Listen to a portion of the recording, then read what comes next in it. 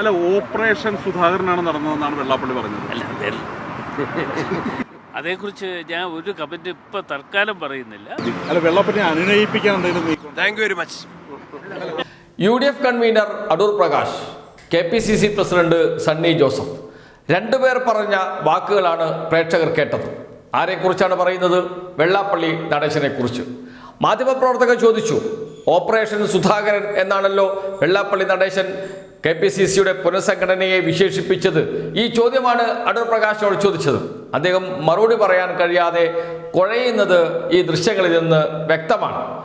അതിനുശേഷമാണ് സണ്ണി ജോസഫിനോട് മാധ്യമപ്രവർത്തകർ ചോദിക്കുന്നത്, വെള്ളാപ്പള്ളി നടേശനെ അനുനയിപ്പിക്കാൻ അദ്ദേഹവുമായി ചർച്ച നടത്തുമോ എന്ന്. നോ താങ്ക്സ് എന്ന് പറഞ്ഞ് ഓടി രക്ഷപ്പെടുകയാണ് സണ്ണി ജോസഫ് ചെയ്തത്.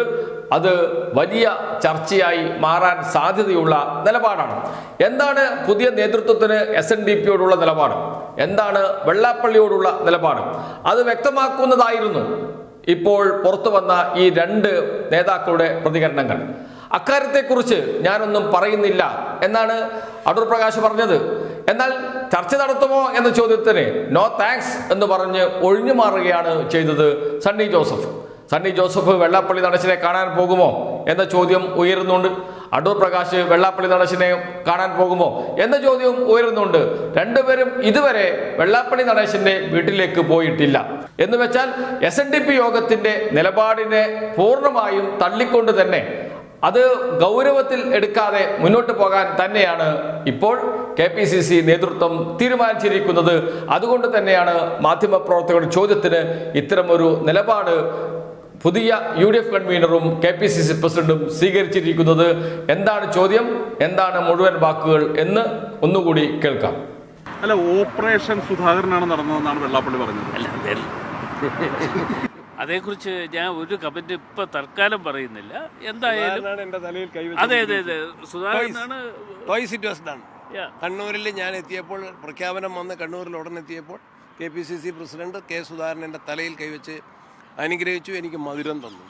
KPCC പ്രസിഡന്റിൻ്റെ കസേരയിൽ എന്നെ അദ്ദേഹം പിടിച്ചിരുത്തിയപ്പോൾ അദ്ദേഹം വീണ്ടും എൻ്റെ തലയിൽ കൈവച്ച് അനുഗ്രഹിച്ചു. ആ ഫോട്ടോയാണ് ഇന്ന് പത്രങ്ങളിൽ നിന്ന് വന്നത്.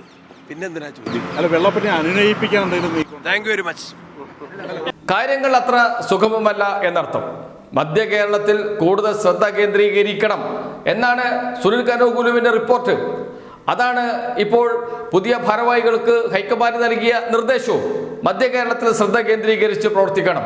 മധ്യ കേരളത്തിൽ സ്വാഭാവികമായും ജാതിയും മതവും വലിയ ഘടകം തന്നെയാണ്, നിർണായക ഘടകമാണ്. വെറും വലിയ എന്ന് പറഞ്ഞ് ചുരുക്കി കാണാൻ കഴിയില്ല. അവിടെ SNDP ഉണ്ട്, ക്രൈസ്തവ സഭയുണ്ട്. രണ്ട് വിഭാഗത്തെയും ഒന്നിച്ചു കൊണ്ടുപോയാൽ മാത്രമേ അവിടെ പിടിച്ചു നിൽക്കാൻ കഴിയുകയുള്ളൂ. അതിനുള്ള നീക്കങ്ങൾ നടത്തണം എന്ന് പറഞ്ഞ് ദില്ലിയിൽ നിന്ന് തിരുവനന്തപുരത്തേക്ക് പറഞ്ഞു വിട്ട നേതാക്കളാണ് ദില്ലിയിൽ വെച്ച് തന്നെ അതേ സമയത്ത് തന്നെ തള്ളിപ്പറഞ്ഞുകൊണ്ട് വെള്ളാപ്പള്ളിയെ തള്ളിപ്പറഞ്ഞുകൊണ്ട് രംഗത്ത് വരികയും ചെയ്തിരിക്കുന്നത്. അപ്പോൾ വെള്ളാപ്പള്ളി ഇനി എന്തായിരിക്കും പ്രതികരിക്കുക എന്നതാണ് ചോദ്യം. പൂർണ്ണമായും തള്ളിയോ എന്ന് ചോദിച്ചാൽ തള്ളിയിട്ടില്ല എന്ന് വേണമെങ്കിൽ കോൺഗ്രസ് നേതാക്കൾക്ക് പറയാം. അതില്ലെങ്കിൽ സണ്ണി ജോസഫിന് പറയാമല്ലോ, വെള്ളാപ്പള്ളി നടേശനെ കാണും, എല്ലാ സമുദായ നേതാക്കളെയും കാണുന്നുണ്ട്, അതിന്റെ ഭാഗമായി വെള്ളാപ്പള്ളി നടേശനെയും കാണും, സംസാരിക്കും എന്ന് പറയാമല്ലോ. എന്തുകൊണ്ട് സണ്ണി ജോസഫ് അത് പറഞ്ഞില്ല? UDF കൺവീനർ അടൂർ പ്രകാശ് എല്ലാ നേതാക്കളെയും കാണുന്നുണ്ട്, എല്ലാ സമുദായ വിഭാഗങ്ങളുമായി കാണുന്നു, എല്ലാ വിഭാഗങ്ങളുമായും ചർച്ച നടത്തും, അതിന്റെ ഭാഗമായി വെള്ളാപ്പള്ളിയെയും കാണും എന്ന് പറയാമല്ലോ. അതും പറഞ്ഞില്ല. അത്തരമൊരു ടാക്ടിക്കൽ ലൈൻ, തന്ത്രപരമായ ഒരു ലൈൻ അല്ല KPCC സ്വീകരിച്ചിരിക്കുന്നത്. അത് അവഗണിക്കുക, വെള്ളാപ്പള്ളിയെ അവഗണിക്കുക എന്ന നിലപാടാണ്. അതുകൊണ്ട് തന്നെ അത് മധ്യ കേരളത്തിൽ കോൺഗ്രസിന് തിരിച്ചടിയാകും എന്ന കാര്യം സംശയമേയില്ല.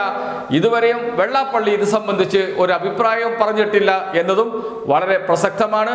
അതെല്ലാം അടുത്ത തദ്ദേശ സ്വയംഭരണ സ്ഥാപനങ്ങളിലേക്കുള്ള തെരഞ്ഞെടുപ്പിൽ പ്രതിഫലിക്കും, പ്രത്യേകിച്ച് മധ്യ കേരളത്തിൽ എന്നതാണ് വസ്തുത. അതിലേക്ക് തന്നെയാണ് കാര്യങ്ങൾ പോകുന്നത്.